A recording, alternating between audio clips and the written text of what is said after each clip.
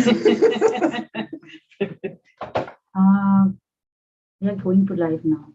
Okay. In a few minutes.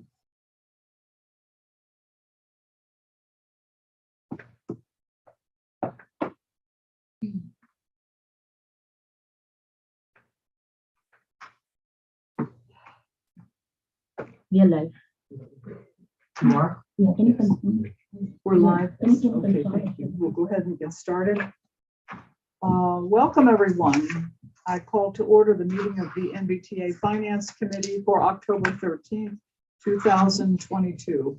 First, we have approval of the summary minutes of September 8th, 2022. Do we have a motion to approve? Do we have a second? I guess I better second. Okay, any discussion? Okay. All those in favor, say aye. Aye. Opposed, abstained, motion carries. Thank you.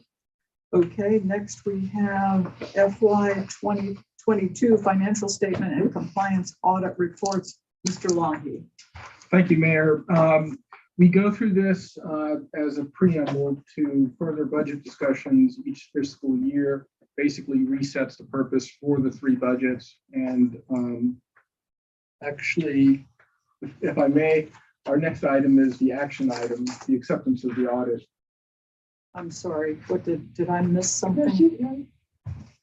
Number 2 was the, Minutes. Number 3 is the audit acceptance. I'm sorry. The audit acceptance. You said the right thing with the wrong number, that's all. You said 4 and it was 3, and that's it. But otherwise, you said the right words. I looked across the table, saw Mr. Garber, and realized we are between him and dinner. Absolutely. I've got a candy bar somewhere. Please proceed. So for the audit, Mr. Garber is here to present the financial statements.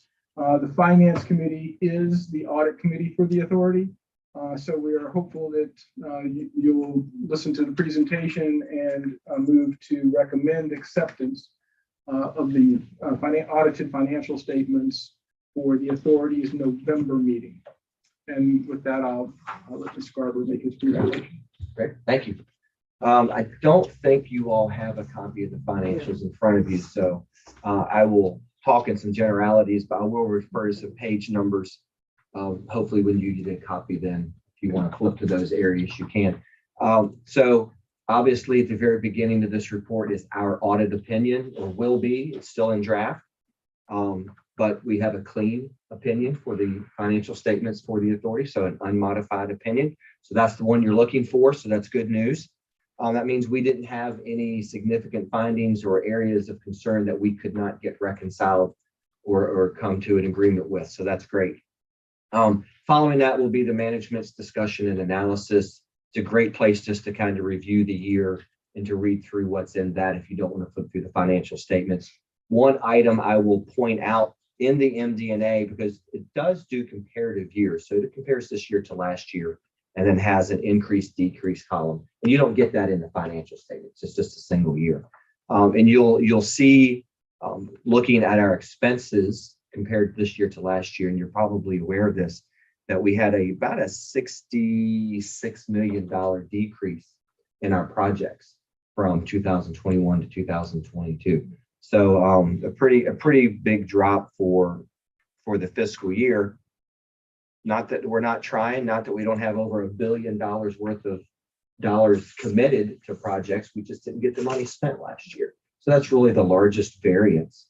And the financial statements as a whole is in that arena.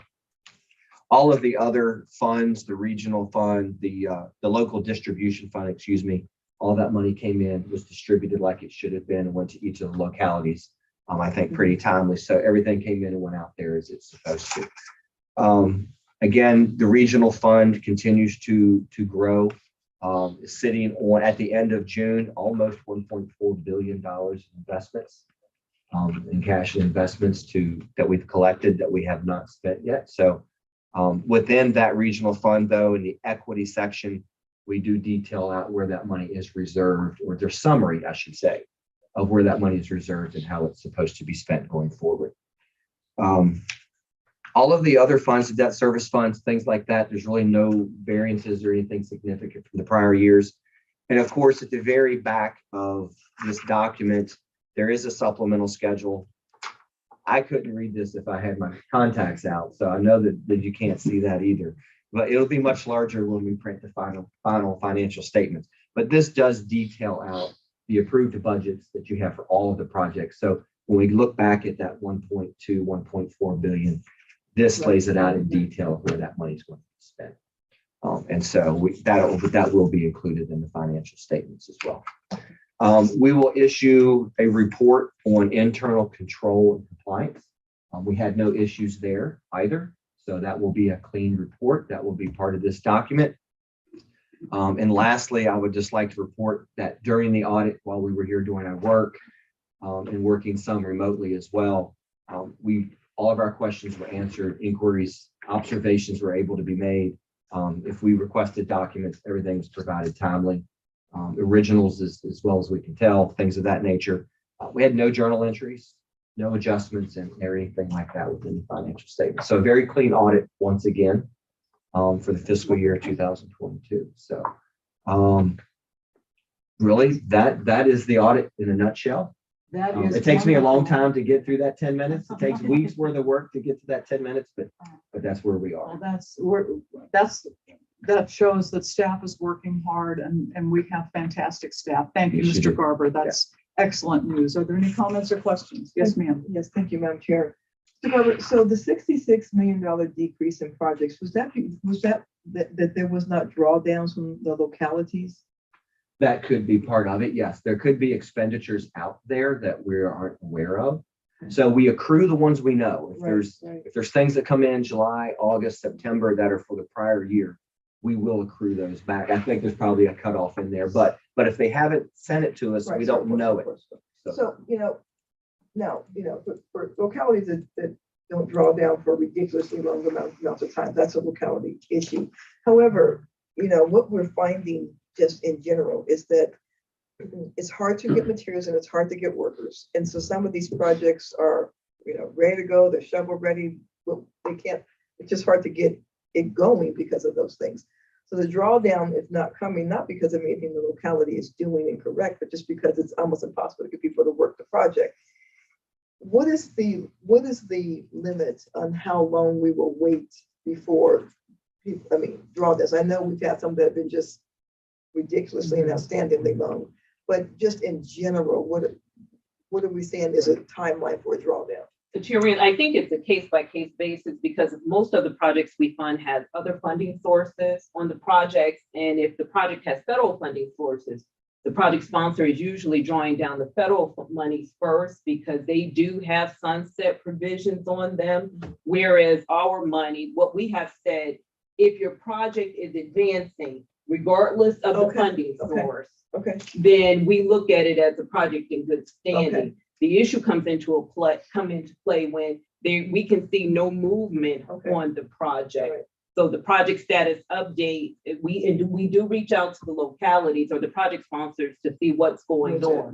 We have had conversations with the project sponsors about appropriating with your appropriate schedule, because one thing that's happening, we're appropriating funds and then the project sponsor isn't using the funds in any fiscal year or the fiscal year that they said they will start to draw down. That's another issue we've seen.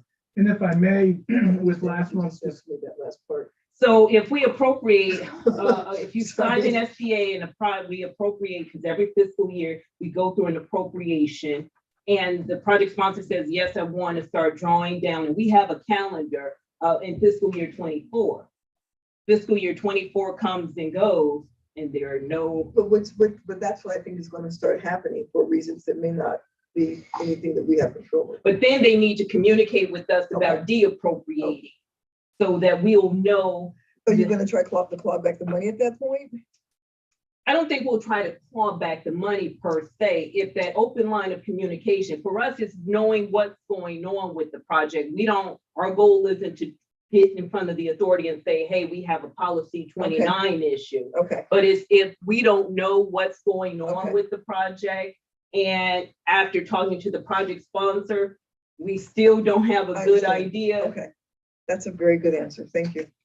I do want to add to this discussion as a follow-on from last month's finance committee discussion where we talked about, made the committee aware that there was a large drop-off in the amount of project reimbursements. And to follow up on what Mr. Garber said, the money we are talking about is 99.9999% project reimbursement. Right. And so Right. we talked last month about setting an interval for when a project does actually receive an invoice Mhm. for product services related to that project, getting that invoice in Yeah, well, here yes. within 18 But months. that's a different issue. I just want to make sure we. No, I understand that you look, yeah, But I think communication is key. okay. Do you have a follow-up? No, I am, thank you, Mr. Madam Chair. Snyder, do you have any questions or comments? Okay. Mayor, if I may, I just want to Yes. recognize Peggy Keel again. As CFO, you look at me when we get a good audit report, but I have to tell you, it is very small percentage of me and almost 99, you might as well call it 100%, Ms. Teal. She prepares for the audit way before the even start of the fiscal year. And as Mr. Garber noted, she's ready, organized, can answer questions very quickly. And so I do want to give her credit for yet her unending string of clean audit opinions since we. Kudos, Peggy.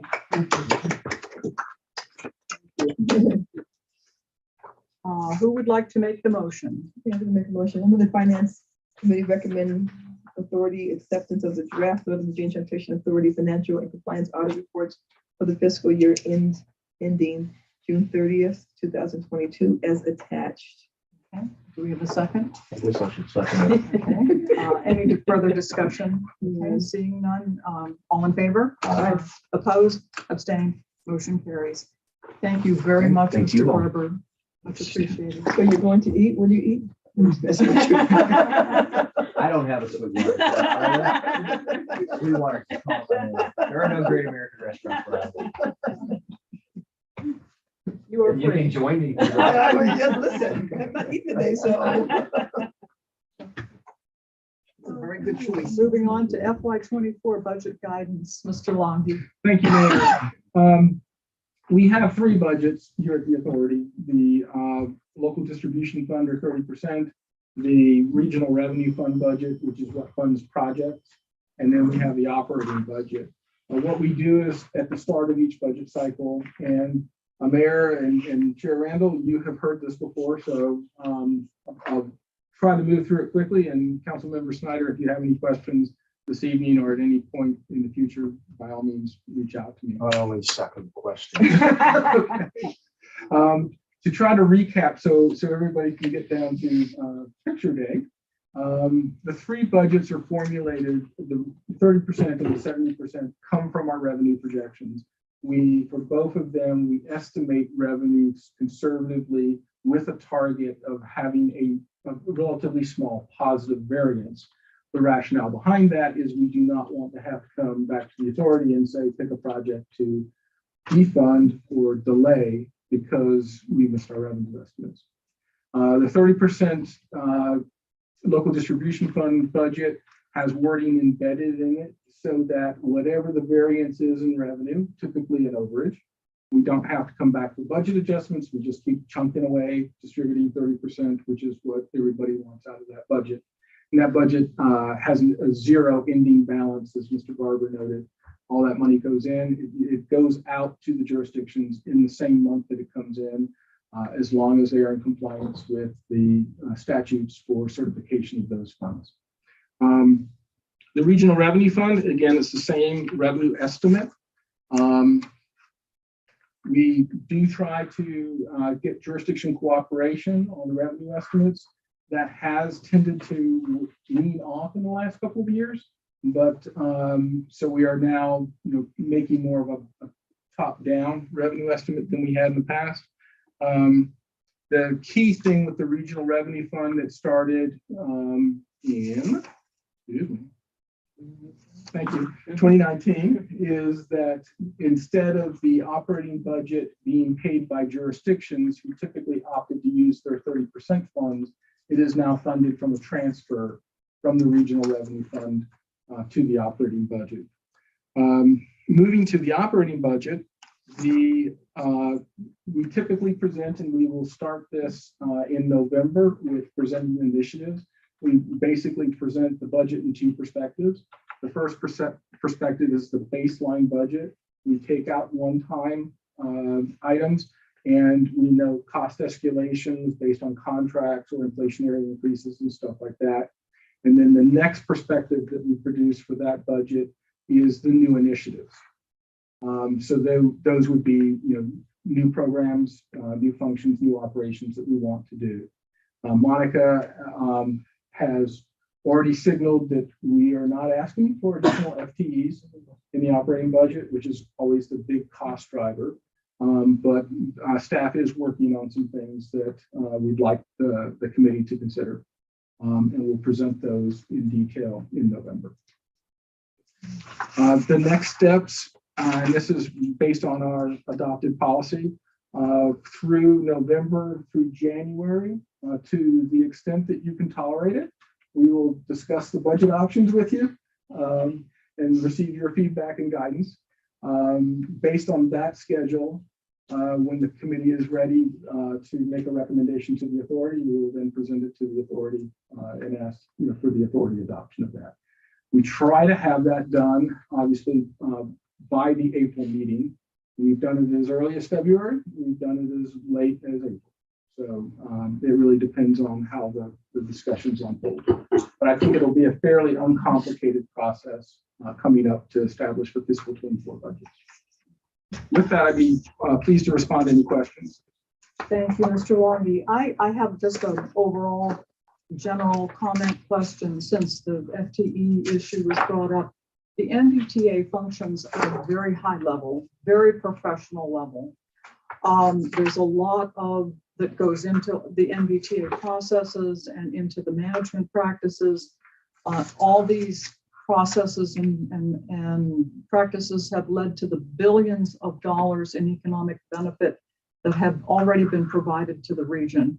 So my question is there sufficient staffing to maintain that very high level of performance that we have? Mayor, thank you for the question. I think we're always lagging behind regarding staffing. As you are aware, we do a funding program biannually. So every time we do a funding program, we're adding additional projects.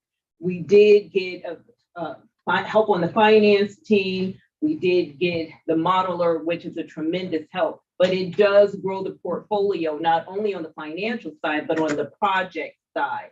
But because we did get some new staffing this year, I didn't want to come off as every year we're asking for new staff. However, I am monitoring this because what I don't want is for the existing staff to be burned out trying to play catch up. Absolutely. So that's a long way of saying we are still lagging behind in some areas. I am taking note, but I didn't want to come up as every year we're asking for additional FTE. Thank you, Ms. Backman. That's understandable that you would not want to do that. I think that everyone has to realize that all these benefits that come from the NBTA, they don't spring from thin air. They come from a lot of hard work that staff puts into the NBTA. So thank you for that. Comments or questions? I do, and I'm going to be a little more blunt, and I'm going to respectfully disagree with what you just said. If you need staff, you need staff. If you come every year, you come every year. That shouldn't be the criteria, that you don't want to be seen as coming every year. We're doing stuff every year. We're doing more every year. We're growing every year. The projects are getting more kind of complicated. We're getting more feedback, sometimes pushback. So I will say what I say in loud and ask what you need. And then let the authority decide whether we do it or not. But don't scale yourself back because you don't want to come every year. That's you know. Well, thank you for that, Chair Red. And say something else Mayor I've said Richard. before. I think the Council of Council does a fantastic job. I always have. I think it's amazing that they can do both these things. I also think the MBTA needs its own in-house council. I've always thought that. This is at this point, as Mayor Richard said, we're moving billions of dollars through, and things come up all the time. And you know, they do great. I don't know how they do that because I mean they're basically doing a full-time job and then working pro bono for the MBTA. I don't know if they want to use the words pro bono, but that's what you're doing for the MBTA. And I think you can still have a council of council, but I think you have to have a in-house council at the same time. And I have been saying that since I got here.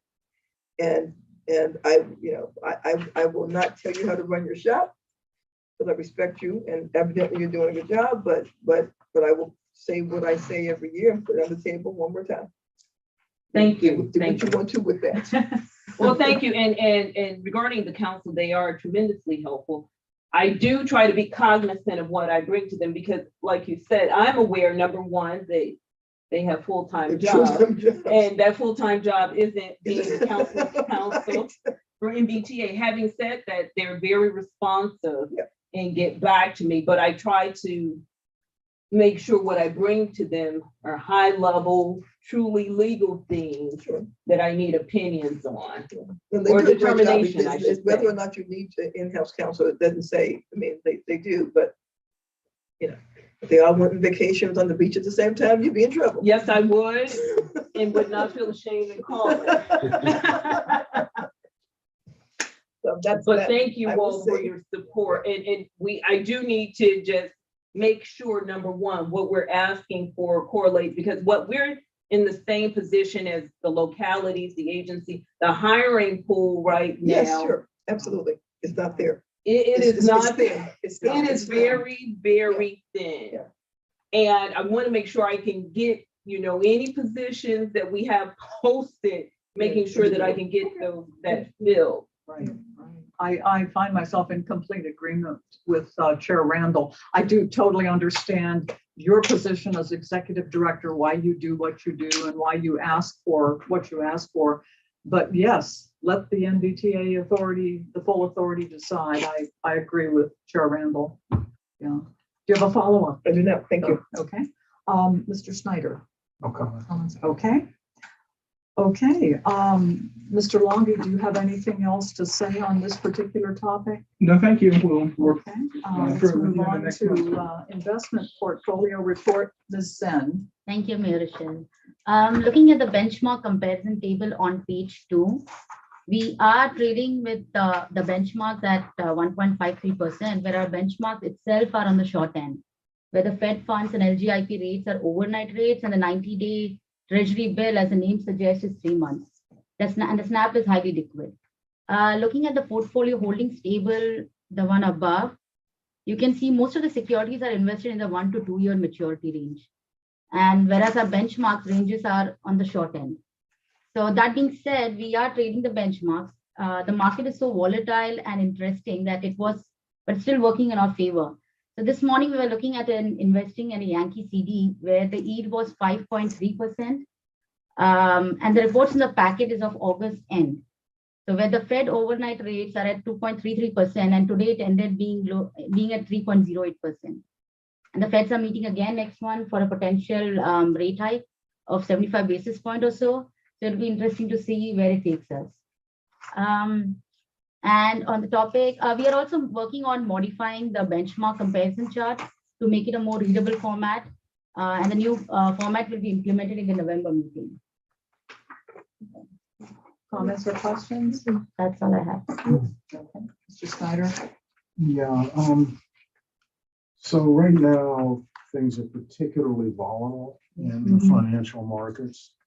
Do you have the ability to call on third parties if you need advice or guidance or just to talk over investment strategies and in particular investments? I want to make sure it's a little bit of a corollary of the discussion we just had, because the handling of money and maximizing returns is always something that somebody can second guess us on in the future. So I want to make sure you all can call on the resources if you need to.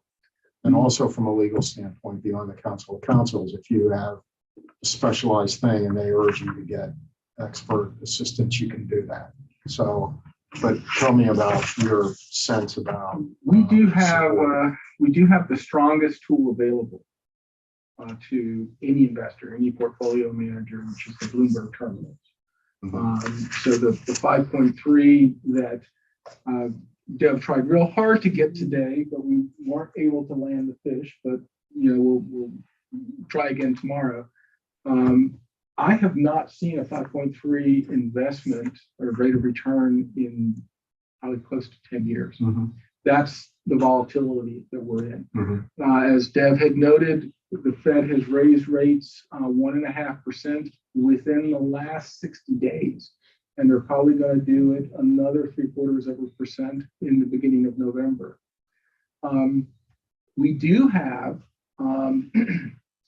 a consultant that we've brought on board, which is the retired Fairfax County investment portfolio manager.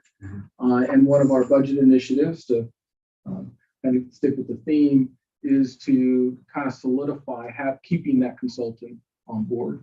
It's an opportunity for somebody to sit next to Deb and give her the time on a mentor basis that I struggle to do with my other duties. And Miss Gilbert, who again worked for Montgomery County, Maryland, or retired from there, retired from Fairfax, is used to handling portfolios this size.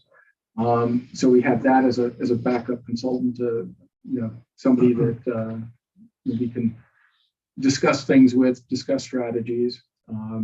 Very interesting. Ms. Gilbert has pointed out some things to us and over the last year that that one transaction more than paid what we're paying her, just on one transaction. That is the ability with this type of portfolio. The other thing I will mention is our investment policy, which we adhere to very strongly, reinforces the conservative nature of the portfolio. We do try to get a market level yield, but we will never sacrifice safety for it. The acronym is SLI, safety, liquidity. We always want to have money. Safety, we don't want to have any losses. Liquidity, we always want to have the money available to pay projects when the project sponsors submit reimbursements. And we're very much aware that we're doing some things to encourage that. And so actually we kind of hope to see the portfolio balance drop a little. That would be a good thing. It's a weird thing for a CFO to say, but it would be a good thing in BTA. And then our last priority is yield. So we always make sure we have those first two covered. But thank you for the question. I do think the authority over the last couple of years has made a tremendous investment. And I am very appreciative of it for the tools such as Bloomberg that do allow us to manage that money at a very high level. And the transparency that you get, it's interesting when we talk to a broker, we can actually go online because they're not used to public funds investors having the Bloomberg tool. We can actually go online sometimes and see what they bought the investment that they're trying to sell us for. So just to conclude the conversation again, as was said earlier, if you need additional resources, support, advice, third party, whatever, validation, whatever, don't hesitate to ask the authority for that. Thank you. But thank you for all the work that you're doing under amazing circumstances. Thank you. Do you have a follow-up, Mr. Snyder? No. Okay. Ms. I second my own question. No, I'm done. Ms. Sen, do you have anything more to Just add? the last point to add that we are working on the revenue projection update. So yeah, we'll be having that soon. Thank you. Okay, moving on to monthly revenue report, Mr. Wonky. I can recap this pretty easily. The revenues are very positive. It's a little early in the cycle, to call a home run. You can stop there. But yeah, I don't see any problems on the horizons with our investments.